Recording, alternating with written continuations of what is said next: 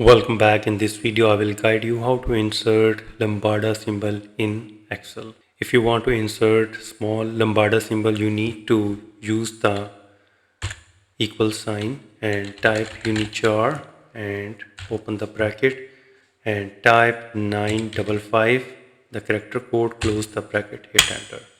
And if you want to insert the capital Lambda symbol, for this you need to put the equal sign, type unichar, open the bracket, type 923, close the bracket, hit enter. So another way is that to insert the small Lambda symbol, go to the insert, click on the symbols, and in the font section you need to select the normal tags, and in the subsect you need to select the Greek and Coptic, and in the character code you need to type 03BB, and your cursor will be routed to the Lambda symbol. Click insert and close it.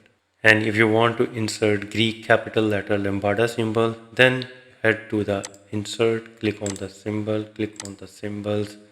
Again, in the font you need to select the normal text, and subsect you need to select the Greek and Coptic, and in the character code you need to type 039B, and your cursor will route to the Greek capital Lambda symbol. Click insert, close it, and here it is.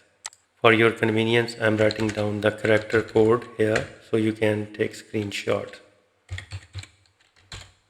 So if you want to combine it with the text, then you need to try this formula. Put the equal sign, double quote, type the text, for example, variable space, double quote space, ampersand, and space, type unichar, open the bracket, 955, close the bracket, hit enter, and here you can see that. So there is another way. Click on the insert and click on the symbols and click on the equation, and equation editor box will be open up.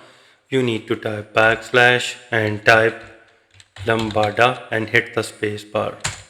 Excel will instantly convert the text into the mathematical symbols. So you can then drag it and resize it wherever you want it.